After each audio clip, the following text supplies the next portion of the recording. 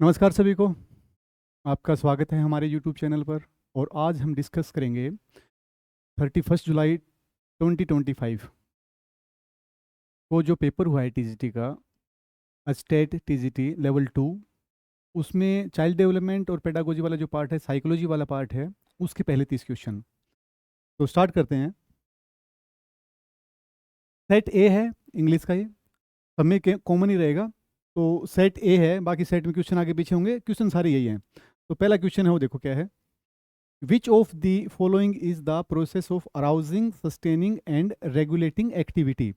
किसी भी क्रिया को, किसी भी एक्शन को, काम को शुरू करने के लिए या फिर उसको जारी करना है, नियमित रखना है, तो उस प्रोसेस उसका कौन सा है? उसमें इन चारों दिए हुए ऑप्शंस में से कौन सा प्रोसेस उसमें है? तो देखो पहला क्या है, interest, opinion, attitude and motivation. तो इनको सबको ड्राइव करने का जो काम है ना, वो मोटिवेशन करता है। तो इसका ऑप्शन 4 है वो करेक्ट रहेगा। क्वेश्चन नंबर 2 है, which is not an appropriate statement regarding learning. Learning के लिए कौन सी चीज़ सही नहीं है, स्टेटमेंट कौन सी स्टेटमेंट गलत है? तो लर्निंग की डेफिनेशन ये होती है, लर्निंग क्या है? Change in behaviour. बिहेवियर में जो चेंज होता है उसी को लर्निंग कहते हैं। यहाँ पर कह रहा है कि learning is not the change in behaviour. तो ऑप्शन 2 है वो करेक्ट ऑप्शन है। मतलब इसने गलत दे रखा है, बाकी तीनों चीज़ बिल्कुल सही है, ये इसने गलत दे रखा है और गलत वाला ही पूछ रखा है कि कौन से वाला रॉन्ग है, सही नहीं है ऑप्शन, वो पूछा इसने। नेक्स्ट क्वेश्चन है, the development of child starts from the head and moves towards the feet. Sir से लेकर पैर की तरफ जो जाता है, वो जो डेवलपमेंट है वो कौन सी थ्योरी के ऊपर बेस है? मतलब वो किस कौन सी थ्योरी वो बता रहा है? वो principle of development of direction. जो डायरेक्शन से मतलब सर से लेकर पैर की तरफ जो जाएगा ना, एक प्रोक्सिमो डिस्टल होता है और एक सेफेलाकोडल होता है। सेफेलाकोडल तो सर से पैर की तरफ जाएगा और ये अंदर से जो बाहर की तरफ जाएगा। तो ये डायरेक्शन बता रहा है, तो डायरेक्शन वाला ऑप्शन है जो इसमें option 1, that is correct. Question number 4 है, in the following who is related to modelling concept. जो मॉडलिंग वाला कॉन्सेप्ट है, बोबो डॉल के ऊपर जो एक्सपेरिमेंट किया था वो एल्बर्ट बेंडूरा ने किया था। तो ऑप्शन 3 इज करेक्ट, ये वाला ऑप्शन यहाँ पर सही है। क्वेश्चन नंबर 5, एग्राफिया क्या है? डिस्फेजिया, डिस्ग्राफिया, डिस्कैल्कुलिया, वो पढ़ते रहते हैं और यहाँ पर वो डिस की वजह से ने आज ए दे दिया है। सेम चीज़ है भाई, उसी को कह रहे हैं ये। उसमें डिफिकल्टी होती है और इसमें वो काम बिल्कुल नहीं कर पाता। इस उसमें मतलब एबिलिटी ही नहीं होती इसमें। डिस वाले में थोड़ी सी डिफिकल्ट होता है, मतलब मुश्किल हो जाता है। डिस का मतलब ही डिफिकल्टी होता है और ए का मतलब उस चीज़ का एब्सेंट होना, ग्रेफिया का मतलब लिखना, लिखने वाली जो पावर है वो एब्सेंट है। ऑप्शन बी इज करेक्ट, जो ऑप्शन 2 है वो सही रहेगा इसका। नेक्स्ट क्वेश्चन है, according to a traditional saying, मतलब एक नॉर्मल एक कहावत है, when the fox could not reach the grapes despite all its efforts, what it said that the grapes are sour. जब फोक्स थी वो अंगूर कूद कूद के पकड़ने की कोशिश कर रही थी, पकड़ नहीं पाई, तो उसने एंड में क्या कहा, जो ग्रेप्स हैं वो खट्टे हैं, अंगूर खट्टे हैं। तो ये किस चीज़ का एग्जाम्पल है? विड्रॉल का मतलब पीछे हट जाना होता है। प्रोजेक्शन का मतलब किसी अपनी प्रॉब्लम को किसी दूसरे पे दिखाना होता है। रिग्रेशन का मतलब उसको मना कर देना होता है। तो रेशनलाइजेशन है एक इलॉजिकल बहाना बनाना। इलॉजिकल मतलब जिसका कोई लॉजिक नहीं है, ऐसा बहाना बनाना, उसको रेशनलाइजेशन बोलते हैं। तो इसका ऑप्शन 2 करेक्ट है। नेक्स्ट है, according to the need hierarchical theory of Maslow. जो मैस्लो ने एक नीड हायरार्की थ्योरी दी थी, उसमें 5 स्टेज उसने दिए हैं। तो जो सबसे जो पहली स्टेज है ना, दैट इज फिजियोलॉजिकल नीड, जो इंसान को मतलब जिंदा रहने के लिए सबसे ज़्यादा जरूरी होती है। तो उस बिल्कुल बेसिक उसने रखा था। इस हिसाब से उसने एक डायग्राम में ऐसे 5 पार्ट बताए थे। तो सबसे बेस वाली है, दैट वाज फिजियोलॉजिकल। तो ऑप्शन 2 इज करेक्ट। नेक्स्ट है, you can make a student to sit in the class. आप एक बच्चे को क्लास में बिठा सकते हो, बट उसको जरूरी नहीं है, उसको फोर्स नहीं कर सकते, वो कुछ पढ़े कुछ सीखे, हम फोर्स नहीं कर सकते उसको बिल्कुल भी। तो ये लॉ ऑफ रेडीनेस ने उसके ऊपर ये डिपेंड है। मतलब वही बच्चा जब तक रेडी नहीं होगा उसको हम नहीं पढ़ा सकते, उसके साथ जबरदस्ती नहीं कर सकते। तो इसके ऊपर ये है, जो 3 लॉ दे रखे हैं, लॉ ऑफ रेडीनेस, एक्सरसाइज और इफेक्ट। तो उसमें पहले वाला जो लॉ है वो इसमें है। नेक्स्ट है जी, the concept of reformatory students. जो विद्यालयों में जो सुधार करने वाले हैं ना, वो डेलिक्वेंट जो बच्चे होते हैं, डेलिक्वेंट का मतलब अपराधी टाइप के जो प्रवृत्ति के बच्चे होते हैं, उनको सुधारने के लिए होते हैं। तो ये ऑप्शन 3 इज करेक्ट। टोलमैन की थ्योरी है वो टोपोलॉजी, बिल्कुल टोपोलॉजी वाली थ्योरी दी थी, वो टोलमैन ने दी थी। तो ऑप्शन 3 इज करेक्ट। नेक्स्ट है, ये क्वेश्चन आजकल मतलब फेवरेट हो गया स्टेट का, हर बार स्टेट में क्वेश्चन आता है और बार बार रिपीट करते हैं इस टाइप का क्वेश्चन। ये इमोशन है, ये किस इंस्टिंक्ट से मतलब बिलोंग करते हैं? तो ये सारे के सारे ठीक है। ये देखो, फीलिंग ऑफ सुपीरियरिटी है, कोई अच्छा फील कर रहा होता है तो वो क्या होता है, वो आत्महीनता तो नहीं फील करेगा, सेल्फ अबेसमेंट तो उसमें नहीं आएगी। तो ये वाली चीज़ यहाँ पर इन्फीरियोरिटी होता है ना, इन्फीरियोरिटी, तो ऑप्शन सही था। तो ये ऑप्शन गलत है, बाकी सारे ठीक है। ये वाला जो ऑप्शन है कल दे रखा था, पीजी के पेपर में कल दिया हुआ था, कल इसके बारे में पूछ रखा था, आज ये पूछ लिया। तो ये क्वेश्चन पूछता है इसमें से, टॉपिक में से। नेक्स्ट है, पियाजो की जो थ्योरी है उसमें 4 स्टेज हैं, sensory motor, pre operational, concrete operational and formal operation. तो थर्ड स्टेज है दैट इज 7 to 11, पहले 0 से 2 होती है, दूसरी 2 से 7, 7 to 11, और उसके 11 to 15। तो तीसरी वाली स्टेज है that is 7 to 11 years old। Option 2 is correct. Kohler proved that learning is, Kohler ने क्या किया था, जो चिंपैंजी वाला एक्सपेरिमेंट किया है उसमें कोलर ने दिखाया था कि जो लर्निंग है वो क्या है। तो उसने बताया था कि पूरी की पूरी सिचुएशन को, परसेप्शन मतलब पूरी सिचुएशन को समझने की कोशिश करे, और उसके बेस के ऊपर कोई भी एक्टिविटी हो, कोई भी लर्निंग हो, तो वो उसने बताया था। तो ये है the situation, the whole situation perception, पूरी पूरी सिचुएशन को प्रत्यक्षीकरण करना या समझना, वो उसने बताया था। तो इसका ऑप्शन 4 रहेगा। नेक्स्ट है कंडीशनड रिस्पॉन्स थ्योरी, जो क्लासिकल कंडीशन है, जो क्लासिकल कंडीशनिंग है पेवलोव वाली, वो इसका आंसर है जी। उसी थ्योरी को कंडीशनल रिस्पॉन्स थ्योरी भी कहते हैं, क्लासिकल कंडीशनिंग को पेवलोव ने दी थी। नेक्स्ट क्वेश्चन है, आसान क्वेश्चन दे रखा है, आईक्यू मेजर करना है, तो सबको पता है यहाँ पर जो क्रोनिकल एज होती है उसके नीचे, sorry, mental age divided by chronical age and multiplied by 100। तो यहाँ पर जो मेंटल एज है दैट इज 7.5, ये यहाँ पर 7.5 दिया हुआ है, और ये क्या है 6 है, तो 7.5 डिवाइडेड बाई 6 और मल्टीप्लाइड बाई 100, तो ये है, ये 125 आएगा, जिसको काटोगे तो 125 होगा। तो इसका ऑप्शन 1 इज करेक्ट, ऑप्शन 1 सही होगा इसका। नेक्स्ट है क्वेश्चन नंबर 16। ये स्टेज दे रखी है कोलबर्ग की थ्योरी की, कौन सी स्टेज नहीं है, तो ये सेंसरी मोटर है, ये पेवलोव की थ्योरी की फर्स्ट स्टेज है, सॉरी जीन पियाजे की, और बाकी तीनों की तीनों कोलबर्ग की थ्योरी से ही डिपेंड करती हैं, कन्वेंशनल, प्री कन्वेंशनल और पोस्ट कन्वेंशनल, ये तीनों उसकी हैं। सेंसरी मोटर पियाजे की थ्योरी से डिपेंड करती है।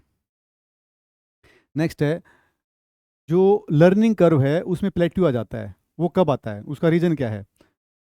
तो plateau in the learning curve indicates, उसका मतलब क्या होता है कि जब कोई भी पर्सन है उसकी लर्निंग में प्लेट्यू आ जाता है, कहने का मतलब है वो जो कर्व बन रही थी चलते चलते उसके बाद वो सीधी चल पड़ती है, उसमें कोई भी लर्निंग मतलब रुक जाती है, रीजन क्या होता है? तो उसका रीजन बताया है उसने थ्योरी में, लॉस ऑफ इंटरेस्ट, इंटरेस्ट की थ्योरी, जो इंटरेस्ट में जो कमी आ जाती है उसकी वजह से प्लेट्यू आता है। तो option 4 is correct. 18th question कह रहा है, learning takes place through a process of need reduction, the learning therapy related to statement is, जो स्टेटमेंट है उसमें जो लर्निंग थेरेपी है, सॉरी थ्योरी, ये यहाँ पर कुछ गड़बड़ हो रही, थ्योरी वो रीइंफोर्समेंट वाली थ्योरी से बिलोंग करती है भाई, रीइंफोर्समेंट की थ्योरी है, वही इस क्वेश्चन का मतलब इसका प्रॉपर आंसर है। Question number 19, who postulated the brainstorming method for fostering and boosting creativity, creativity के लिए जो उसको मतलब बढ़ावा देना है, जो थ्योरी है, मेथड है ब्रेनस्टॉर्मिंग का, ये किसने दिया था? तो ये ओसबोर्न ने दिया था। ओसबोर्न का मेथड है जिसने ब्रेनस्टॉर्मिंग दिया था कि बहुत से एक ही चीज़ के ऊपर डिस्कस किया जाए और डिफरेंट डिफरेंट आइडियाज़ लेके आए जाएँ, बहुत से आइडियाज़ जो आएंगे उसके बाद आगे का स्टेप लिया जाए। तो ये वाला जो थ्योरी थी दैट वाज ब्रेनस्टॉर्मिंग, और उसमें ओसबोर्न ने दी थी। Intelligence, concept of emotional intelligence, ये किसने दिया? ये बिल्कुल सही है, ऑप्शन बी, ये जॉन मेयर और पीटर स्लोवे, इन दोनों ने दी थी। हाँ, उसके बाद सेम इसी नाम से बुक लिखी है भाई डैन गोलमैन ने, तो डैन गोलमैन ने इसके नाम से बुक लिखी है और कॉन्सेप्ट इन दोनों ने दिया था, तो इस बात का ध्यान रखें। ऑप्शन इसका 2 करेक्ट है, ऑप्शन 2 करेक्ट है, इसने इसकी बुक लिखी थी बट जो कॉन्सेप्ट वो इन दोनों ने दिया था। Dash is not necessary for the education of visually impaired student, कल हियरिंग इम्पेयरमेंट से दे रखा था, कल जो बच्चे सुन नहीं सकते उनके लिए दे रखा था, आज विजुअली इम्पेयर्ड बच्चों के लिए दे दिया। उनके लिए कौन सी चीज़ें जरूरी होती हैं इनके लिए पूछ लिया। तो सीधी सीधी बात है भाई, देखो जिस बच्चे को दिखाई नहीं देता तो स्मॉल लेटर्स वाली बुक को कैसे पढ़ेगा? तो ये वाला ऑप्शन गलत है। जो ऑडियो कैसेट्स होंगी वो ब्रेल उनकी एक लिपि होती है, लिखने का तरीका होता है, उसमें से ना एक हार्ड पेपर होता है उसमें डॉट डॉट करके लिखते हैं, तो वो ब्रेल होता है। और ये एबेकस वाला होता है, ये भी एक डिस्कस उनका मैथ की कैलकुलेशन करने का एक इंस्ट्रूमेंट होता है। तो ये उसके हैं, बट ये जो स्मॉल लेटर्स वाली बुक है ये ब्लाइंड बच्चे के कहीं पे काम नहीं आएगी। नेक्स्ट है the most appropriate group of qualities in reference to adolescent boys and girls. इनके लिए जो सबसे ज़्यादा अप्रोप्रिएट क्वालिटीज़ हैं, आइडियल क्वालिटीज़ हैं, तो ऑप्शन बी करेक्ट है। उसमें क्या होगा कि एब्स्ट्रैक्ट थिंकिंग होनी चाहिए, रीजनिंग और डिसीजन मेकिंग, ये तीनों की तीनों चीज़ें होती हैं, तो उनको एक अप्रोप्रिएट ग्रुप कह सकते हैं। मतलब एक उसकी जो क्वालिटीज़ हैं वो बिल्कुल सही हैं, तो ऑप्शन इसका बी रहेगा। नेक्स्ट क्वेश्चन है क्वेश्चन नंबर 23। हेरिडिटी का रोल सबसे ज़्यादा किस में होता है? Social development, spiritual development, physical development या कल्चरल में? तो जो ऑप्शन 3 है फिजिकल डेवलपमेंट, अनुवांशिकता, किसी भी बच्चे की जो फिजिकल डेवलपमेंट है वो कितना होगा, शारीरिक डेवलपमेंट उसका कितना होगा, तो वो उसकी हेरिडिटी पे डिपेंड करता है। बाकी डिपेंड तो ये भी करते हैं, बट इसने पूछा कि ग्रेटेस्ट रोल कहाँ पर है, तो ग्रेटेस्ट रोल उसका फिजिकल डेवलपमेंट में है। करेक्ट आंसर होगा ऑप्शन सी। इनसाइट थ्योरी है वो किसने दी? इनसाइट थ्योरी कोलर ने दी थी। चिंपैंजी वाला इसने जो एक्सपेरिमेंट किया था। कोलर की थ्योरी से 3 क्वेश्चन आज के पेपर में, 3 क्वेश्चन एक ही थ्योरी से हैं भाई, तो ये थ्योरी पढ़ना बहुत जरूरी है। नेक्स्ट देखो टू फैक्टर थ्योरी, सॉरी हाँ, स्पीयरमैन ने कौन सी थ्योरी दी थी? Two factor, one factor B ने दी थी, टू फैक्टर इसने दी थी, तो टू फैक्टर थ्योरी है स्पीयरमैन की है। नेक्स्ट क्वेश्चन है, सॉरी, नेक्स्ट क्वेश्चन है teacher needs to create an inclusive environment in the classroom. एक इंक्लूसिव इन्वायरमेंट क्लासरूम में क्रिएट करेगा टीचर, तो उसको क्या क्या चीज़ें करनी जरूरी होती हैं, क्या क्या उसके मेन चीज़ें? देखो, एक तो क्या है कि special children should be kept away. Special बच्चे हैं कहने का मतलब है जो डिफरेंशियली इनेबल्ड बच्चे होते हैं, जिनमें कहीं ना कहीं कोई डिसेबिलिटी होती है, डिसेबल्ड जो बच्चे होते हैं उनको बाकियों से अलग रखें, बिल्कुल नहीं, उनको अलग रख ही नहीं सकते।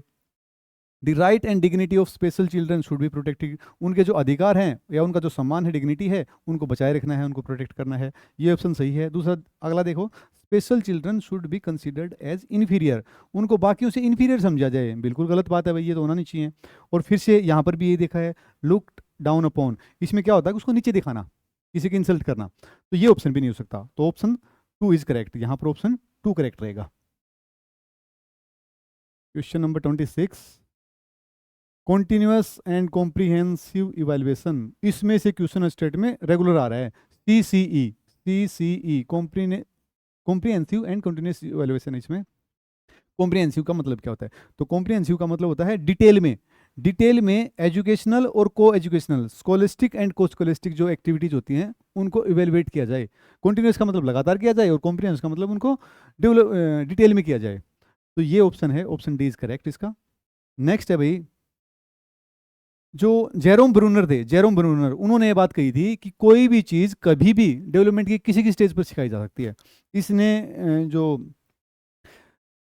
साइकोलॉजिस्ट थे इन्होंने प्रूव किया था, और उन्होंने बात कही थी कि किसी भी चीज़ को हम किसी भी डेवलपमेंट की स्टेज के ऊपर सिखा सकते हैं। तो ये जेरोम ब्रूनर थे, उनकी स्टेटमेंट है।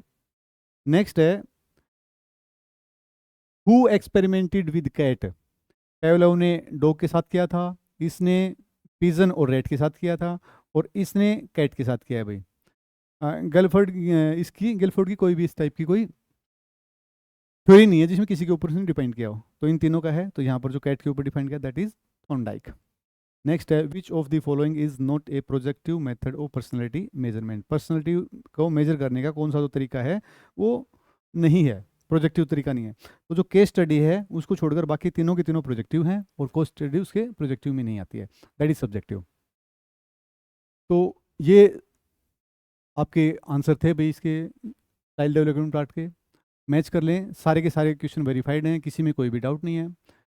आप ऑफिशियल आंसर किसी भी इनको मिला सकते हैं, और यदि सारे मैच हों तो please like and share the video को शेयर ज़रूर करें, और हमारे चैनल को सब्सक्राइब करें। Thank you very much, thank you.